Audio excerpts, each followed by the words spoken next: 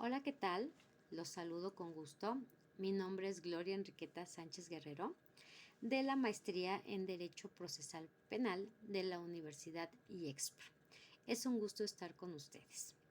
El tema que vamos a analizar es el de teoría del delito, de la obra Derecho Penal de la autora Griselda Amuchategua Requena del 2012.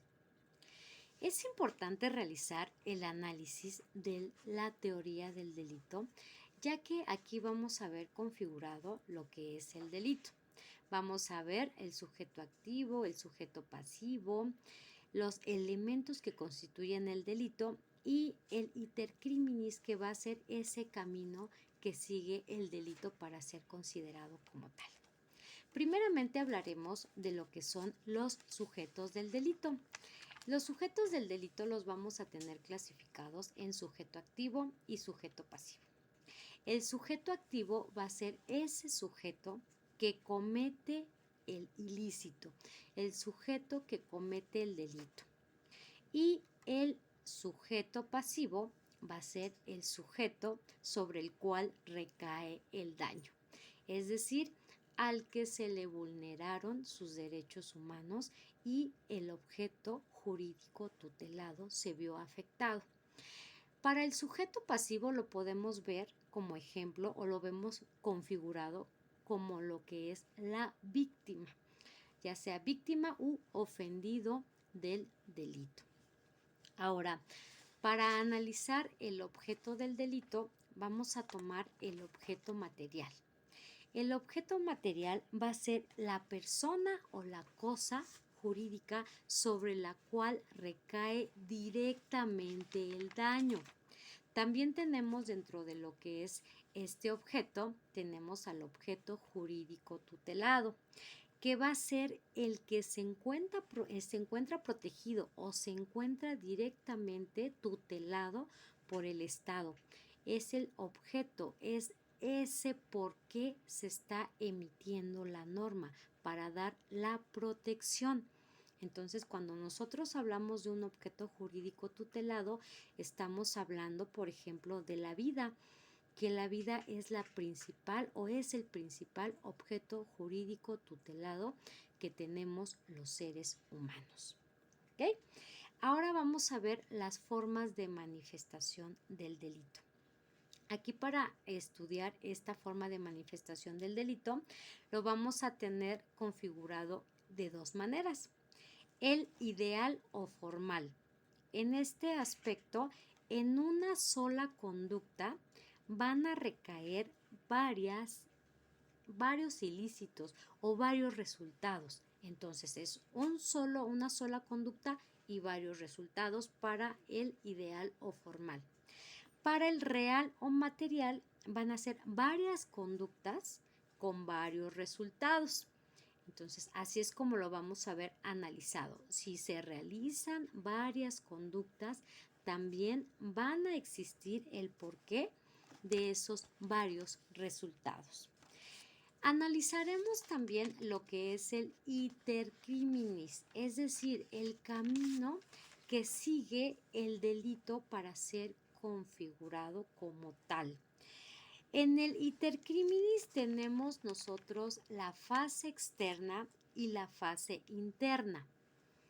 Dentro de lo que es la fase interna, recuerden que cuando hablamos de fase interna estamos hablando de aquello que se encuentra dentro de, en este caso, dentro de la persona que va a cometer el ilícito. Vamos a analizar entonces esa fase interna. Dentro de esta fase comenzamos con la ideación, es decir, lo que está en la cabeza, en la idea de la persona que quiere cometer el ilícito. Primeramente está ideando qué delito cometer. Esa fase, recuerden, es interna dentro de la persona. Posteriormente tenemos la etapa de deliberación. En esta etapa de deliberación, la persona está deliberando entre realizar el delito o no realizarlo, ¿no? Es aquí en donde va apenas a tomar la decisión si lo va a llevar a cabo o no lo va a llevar a cabo. La siguiente etapa es la de la resolución. Aquí en esta etapa ya la persona sí pretende realizar el delito, ya tomó la decisión y decide sí llevarlo a cabo. Estas son las fases que integran la interna, es decir, está todavía dentro del interior del sujeto que va a cometer el ilícito.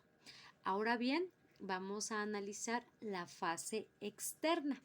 Esta fase externa, como su nombre lo indica, es la siguiente, ¿no? Cuando ya se va a exteriorizar, cuando ya se va a encontrar afuera del sujeto que va a cometer el ilícito. En esta también se va a dividir en 3 etapas. La primera es la manifestación, cuando realiza los actos tendientes a llevar a cabo ese ilícito. La preparación, que es cuando está también ya preparando, pero ya se está llegando además de elementos que le van a ayudar a cometer el ilícito. Y por último, la etapa de ejecución. Esta etapa de ejecución es cuando ya la persona está cometiendo el ilícito.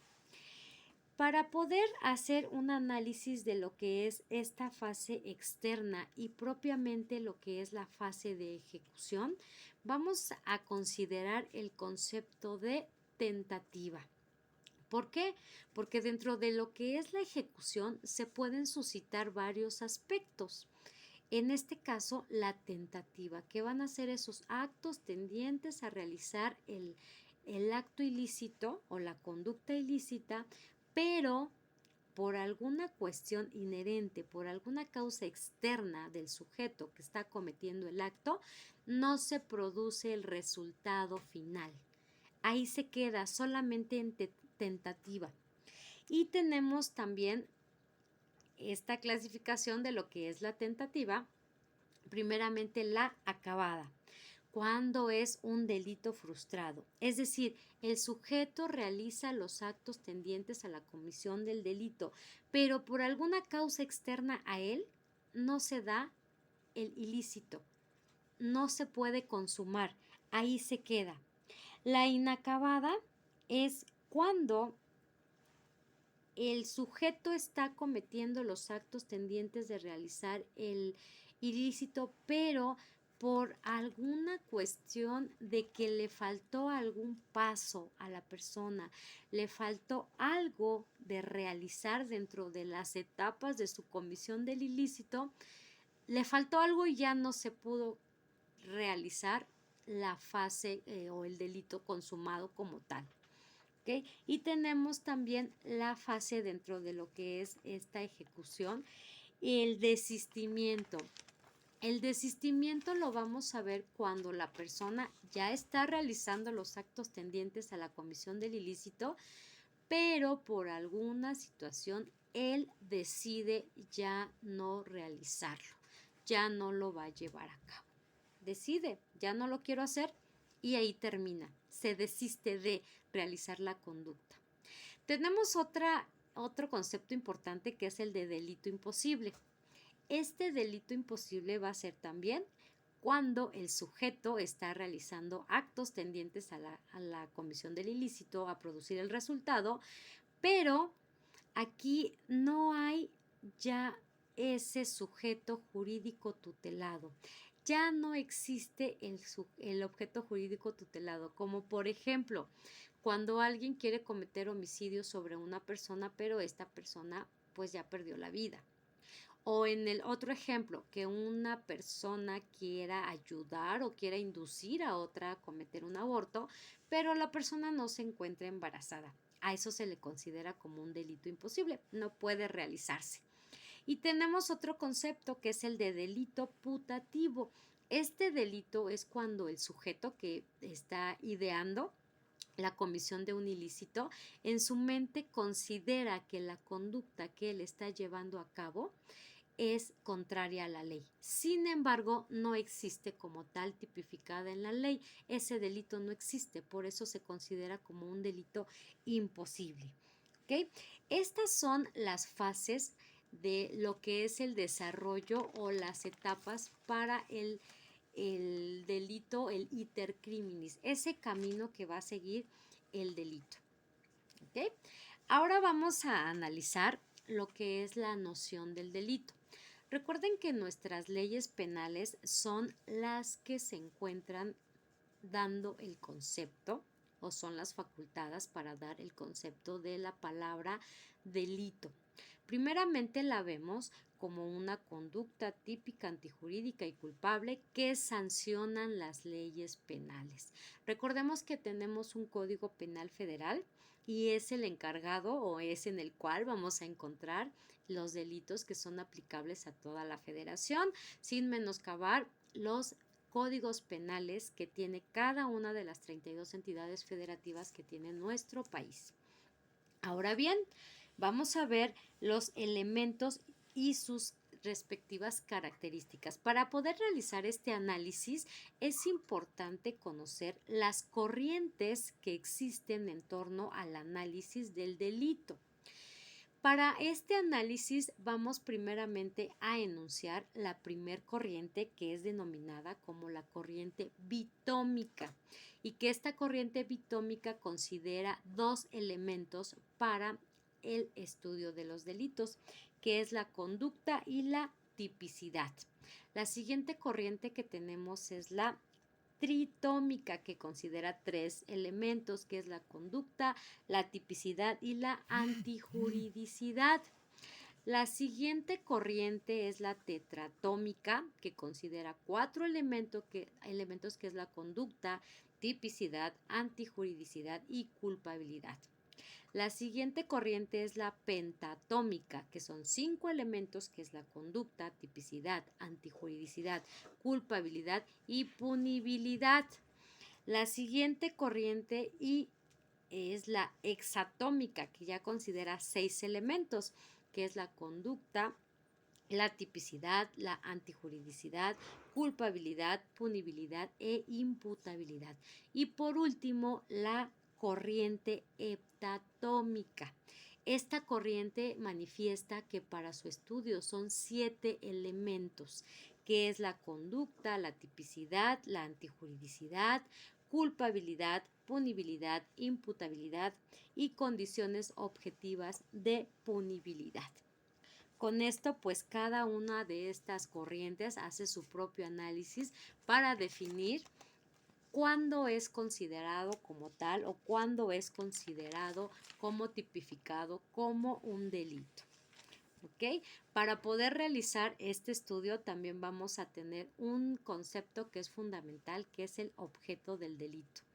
Este objeto del delito que va a ser precisamente aquella conducta o va a ser aquella situación que lo vemos como la integración de todo lo que es el tipo penal que acabamos de describir con esas corrientes que nos manifiestan dependiendo del número de elementos, el nombre que se define, ¿no? Ahora vamos a ver las nociones de los elementos del delito.